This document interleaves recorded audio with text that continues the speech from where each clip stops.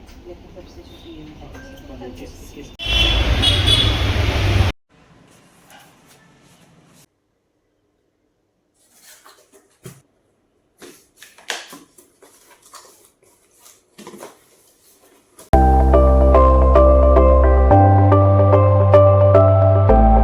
Hello everyone, तो फिर से एक नई सुबह, नई शुरुआत और नए ब्लॉग में आपका अपने channel Nisha all in one blog में स्वागत है। तो गाइस, अभी बज रहे हैं सुबह के 4:30। मैं 4 बजे उठ गई हूँ और आज है संडे। मैं आपको एक बार दिखा देती हूँ। 4:30 बज गए हैं और आज है संडे। तो बस अभी उठ के और आज आपके लिए मैं एक DIY ऑर्गेनाइज़र बनाऊंगी। तो आपने पहले भी देखा होगा कि मैंने जब क्लीनिंग की थी दिवाली की, तब मैंने ऑर्गेनाइज़र मेरे बने हुए पड़े थे ड्रॉर में। तो बस आज बच्चों के रूम के मैं जो कबर्ड है ना, वहाँ पे स्पेस क्या है ना, स्पेस बहुत ज़्यादा है पर बीच में उसका पार्टीशन नहीं है। तो बाकी का जो ऊपर का स्पेस है ना, जहाँ पे हम हैंगर लगाते हैं, तो बच्चे वहाँ पहुँच नहीं पाते इतना ऊपर तक, और हैंगर में कुछ रखते नहीं है। तो वहाँ के लिए भी मैं एक बनाऊंगी ऑर्गेनाइज़र और नीचे के लिए भी ऑर्गेनाइज़र बना दूंगी। तो बस आपसे वही शेयर करूंगी और बाकी का ब्लॉग भी आगे देखते रहिएगा, जुड़े रहिएगा गाइस। जो भी मेरी अलग अलग क्रिएटिविटी है, जैसे ऑर्गेनाइज़र हुए और अलग अलग रेसिपीज़ हुई, DIY फेस पैक हुए, वो सब मैं आपसे शेयर करती रहूँगी। तो अगर आपको मेरे वीडियोस अच्छे लगते हैं और मेरे नए व्यूवर्स हैं, तो प्लीज़ ज़रूर से सब्सक्राइब कीजिए। तो मैं यहाँ पर 3 ऑर्गेनाइज़र बनाऊंगी। तो एक तो ये है सबसे बड़ा ऑर्गेनाइज़र, सेकंड होगा थोड़ा छोटा, और थर्ड होगा जो हैंगिंग ऑर्गेनाइज़र बनाऊंगी। तो ये मेरे पास बड़ा सा कार्डबोर्ड पड़ा है और देखिए यहाँ पर ये मुझे चारों साइड से चाहिए, पर यहाँ पर 2 साइड्स ही हैं इसकी, बाकी 2 साइड्स मुझे अलग से लगानी पड़ेगी। तो ये मेरे पास ब्लू कलर का एक और कार्डबोर्ड पड़ा है। ये मेरी LED लाइट का संभाला हुआ पड़ा है कब से। तो बस अब मैं इसको क्या करूँगी ना, कि इसमें से 2 और इसके बराबर के कार्डबोर्ड साइड के कट कर दूंगी। ये देखिए मैंने कट कर दी हैं दोनों साइड्स के। तो अब मैं सबसे पहले क्या करूँ ना, कि मेरे पास इस तरह का एक कपड़ा पड़ा है ब्लू कलर का। मैंने मेरी ड्रेस ली थी, तो बस उसी में से ही ये बचा हुआ पड़ा है, मैंने अलग से इसको नहीं लिया है। और आप चाहे तो इसमें आप वो भी लगा सकते हैं, स्टेशनरी पे जो स्टिकिंग पेपर्स मिलते हैं ना, तो आप उसे भी लगा सकते हैं। पर मेरे पास ये पड़ा था और मुझे कोई खर्चा नहीं करना था, इसलिए मैंने ये लगाया है इसके ऊपर। अब मैं इसे पूरे पे स्टिक कर दूंगी, आगे और पीछे की साइड, दोनों की साइड। तो मैंने यहाँ पर ग्लू गन का इस्तेमाल किया है क्योंकि मेरे पास अभी फेविकोल अवेलेबल नहीं है। अगर फेविकोल से लगाना चाहे तो फेविकोल से भी इजीली ही कपड़ा चिपक जाता है। और मुझे ये ऐसा ऑर्गेनाइज़र चाहिए था ना, कि जिसमें मैं कोई भी बाहर से चीज़ नहीं लाऊं, कोई भी खर्चा नहीं करूं। तो मैं यहाँ पर आपको ऐसी ही चीज़ बताऊंगी जिसमें कोई भी खर्चा नहीं होगा बाहर से लाने का। तो इसलिए मैं आपको ये कपड़े से बता रही हूँ। इसमें चाहे तो आप स्टिकिंग पेपर भी लगा सकते हैं, सेम ही बात है। उल्टा ये जो आप कपड़ा लगाओगे ना, तो वो एकदम से फटेगा नहीं, और स्टिकिंग पेपर हो सकता है कि कभी ना कभी फट जाए, क्योंकि ऐसे ऑर्गेनाइज़र मेरे पहले भी बनाए हुए हैं। तो अभी तक 5 साल हो गए हैं, तब तक वो ऐसे ही पड़े हैं और बहुत ही अच्छे यूज़ में आते हैं मेरे। तो सबसे पहले तो मैंने यहाँ पर दोनों किनारियों को ग्लू गन से स्टिक कर दिया है, और फिर उसके बाद जो ये दोनों साइड से ना, वहाँ से भी कपड़ा लेके और दोनों साइड से स्टिक कर देना है। तो देखिए मैंने यहाँ पे दोनों साइड से अच्छे से स्टिक कर दिया, इसको एकदम ये मजबूत हो गया है। अब मैं क्या करूँगी ना, जो साइड्स के 2 वाले जो मैंने अलग से कार्डबोर्ड कट किए थे, उसको भी इसी तरह से चारों साइड से कपड़ा लगा दूंगी। तो बस एक साइड से इसको दोनों तरफ से मैंने पहले ये ऐसे इस तरह से कवर करूंगी।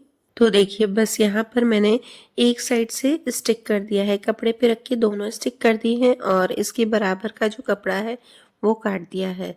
और थोड़ी सी खाली साइड्स की जो किनारी है, जहाँ पे हमें स्टिक करना है कपड़ा, तो बस वो वाला मैंने हिस्सा रखा है यहाँ पर। और इसको पहले सबसे पहले मैं चारों साइड से इस तरह से स्टिक कर दूंगी।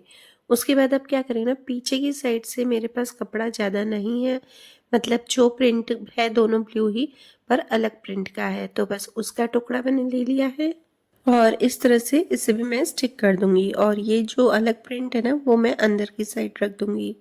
तो देखिए ये मैंने एक वाला चिपका दिया है और दूसरा वाला भी इसी तरह से मैं स्टिक कर रही हूँ।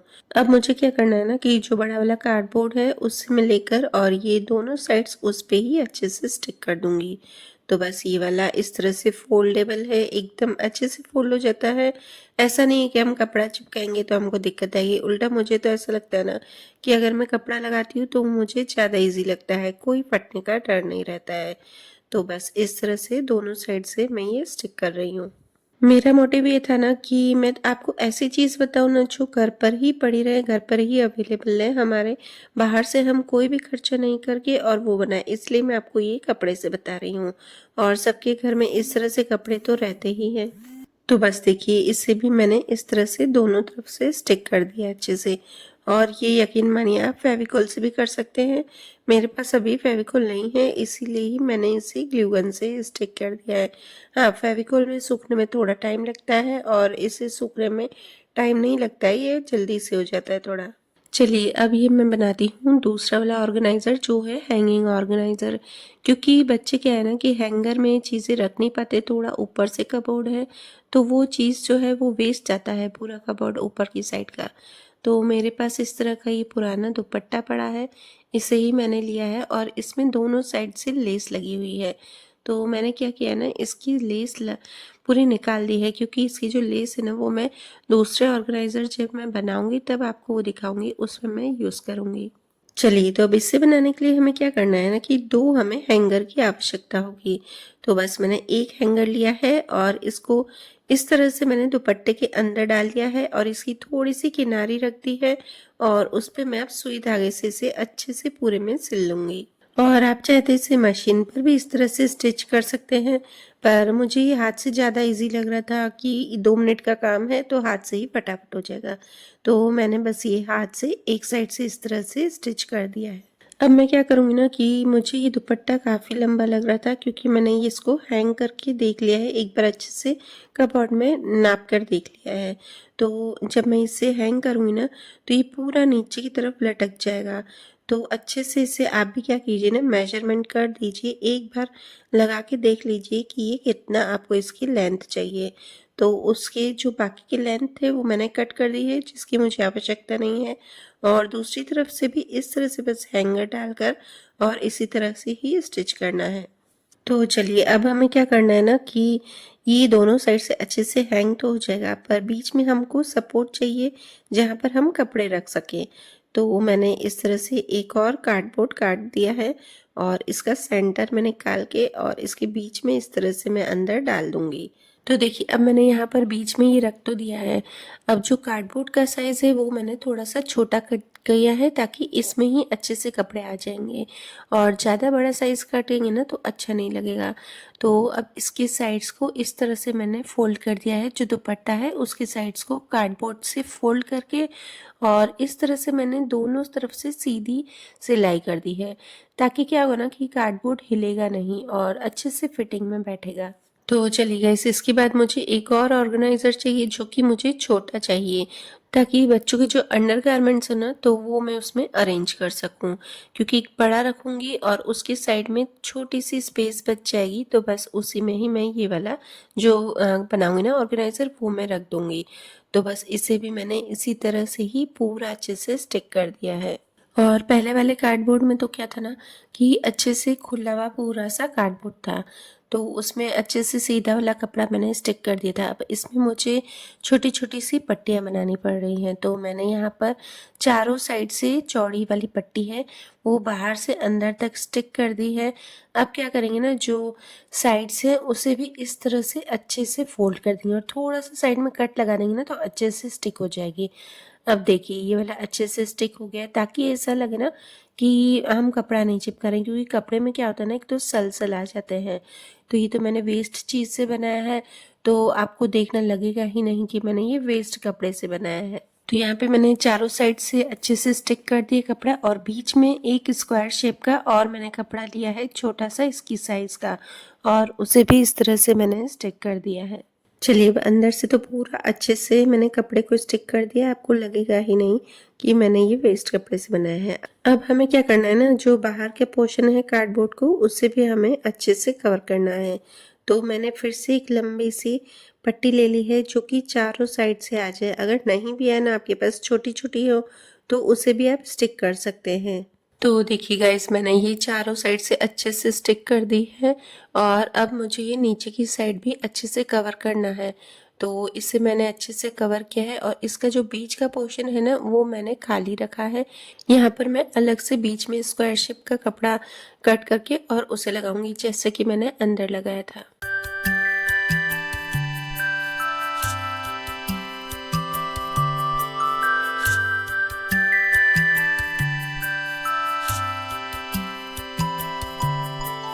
तो चलिए गाइस, तीनों ऑर्गेनाइजर मेरे तैयार हो गए हैं। ये देखिए, एक ये वाला,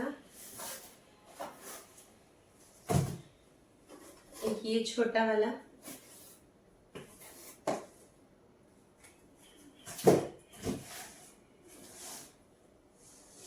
और एक ये वाला। अब इससे मैं छोटा सा जो एक वार्डरोब है उसमें अच्छे से बच्चों को अरेंज करके बताऊंगी कपड़े की कैसे करते हैं। तो बस ये 2 हैंगर से ही इतने सारे कपड़े आ जाएंगे ना यहाँ पर। तो बस इस तरह से मैंने हैंग कर दिया है।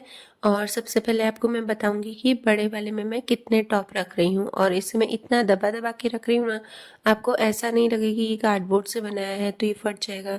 मैं गारंटी के साथ कहती हूँ कि कार्डबोर्ड से बनाया है तो एकदम मजबूत से रहेगा, और कपड़ा ऊपर लगाए ना तो ज़्यादा मजबूती आ जाती है। तो बस अब मैंने इसमें भी लगभग मैंने इसमें 12 से 13 टॉप इसमें मैंने अरेंज किए हैं। और आप चाहें तो इसके ऊपर भी रख सकते हैं, बड़ा है तो इजीली ऊपर भी और आ जाएंगे। और ये देखिए, ऊपर वाले में मैंने जो हैंगिंग वाला है उसमें 5 जीन्स रखी है, और ये जीन्स इतनी मोटी है ना, वो जो बैगी जीन्स आती है ना, वो तो आपको पता ही है कि कितनी चौड़ी और मोटी आती है। तो बस ये वाली जीन्स भी मैंने रख दी है, और बिल्कुल भी नहीं फटेगा क्योंकि दुपट्टे बहुत ही मजबूत रहते हैं। आप ऐसा ही दुपट्टा लें जो ज़्यादा मजबूत हो। और ये देखिए, ये छोटा वाला जो ऑर्गेनाइज़र मैंने बनाया था उसे मैंने इस तरह से अंडर गारमेंट्स अरेंज करके उसमें, और इस तरह से मैंने साइड में रख दिया है। और पीछे से भी थोड़ी सी स्पेस है, वहाँ पे भी जो बच्चों के अटरम शटरम होते हैं ना, तो वो उसने डाल दिए थे, तो बस वो भी पीछे से हो गए हैं। और आगे भी थोड़ी बहुत स्पेस बची है, पर एकदम मुझे कुछ भी होता है ना, वार्डरोब या किचन का वार्डरोब, तो मुझे अच्छा नहीं लगता है, एकदम भरा भरा नहीं अच्छा लगता है। तो थोड़ी सी स्पेस रहनी चाहिए ताकि वो दिखने में अच्छा लगे। और फिर बस उसके बाद शाम को ही मैं आपका सिर्फ शेयर कर रही हूँ। शाम को हम फिर गए, हमको ध्रुव के शूज़ और सॉक्स लेने थे। तो हमारी जो फेवरेट शॉप है वहाँ पे बहुत ही अच्छी अच्छी बच्चों की चीज़ें मिलती हैं, मतलब छोटे बच्चों की एकदम मिलती हैं, 2 से 3 साल तक के।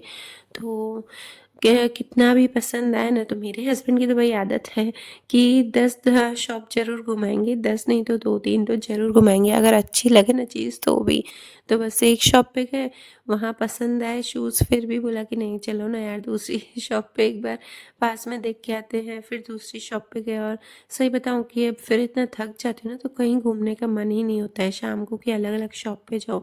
पर हाँ, एक स्ट्रेस रिलीफ करने के लिए मैं अलग अलग जगह पर जाती हूँ। फिर दूसरी शॉप पे गए, फिर वहाँ पसंद नहीं है, फिर वापस मैंने कहा चलो ना अब यहीं पर ही लेके आते हैं, और कहीं नहीं मुझे जाना है। तो बस यहाँ पे अनन्या भी देखो अपनी चीज़ें देख रही थी ध्रुव की, मतलब उसको ऐसा है ना कि ध्रुव के लिए ये भी ले ले वो भी ले ले। मैंने कहा बेटा बड़ा होगा ना सब लेंगे, अभी वो छोटा है ना, अभी उसकी कुछ भी काम का नहीं है। और इस शॉप पे क्या है ना, मेनली तो कि अगर 2 से 3 साल तक बच्चों की हर एक चीज़ की वैरायटी मिल जाती है। अगर आप सॉक्स लोगे ना, तो सॉक्स में भी अलग अलग रेंज में, अलग अलग क्वालिटी में आपको बहुत सारे मिल जाएंगे। और देखिए, जितनी ज़्यादा वैरायटी देखते हैं ना, उतने हम कंफ्यूज रहते हैं। तो शूज़ में तो सब सामने ही दिख के थे, चलो ले लिए मैंने, जल्दी से पसंद आ गया। और सॉक्स में तो मैं इतना कंफ्यूज हो रही थी क्योंकि इतनी क्वालिटी, इतनी वैरायटी और इतने रेट, इतने प्राइस होते हैं ना। तो सोचते हैं ना, हम इंडियंस की हैबिट होती है कि हम प्राइस देखते हैं, और भाई मेरी तो हैबिट है, मैं कहीं भी खाने भी जाऊंगी ना तो पहले प्राइस देखती हूँ, उसके बाद मैं उसका मेनू देखती हूँ, मतलब देखती हूँ, मेनू पहले देखती हूँ, जो भी होते हैं डिशेस वो देखती हूँ, और सामने प्राइस ज़रूर देखती हूँ, उसके बाद ही मैं लेती हूँ। और ये देखिए, इतने अच्छे अच्छे टॉयस है ना। और यहाँ पे मेनली तो क्या है ना कि बच्चों के टॉयस की जो क्वालिटी होती है ना, वो बहुत ही अच्छी होती है।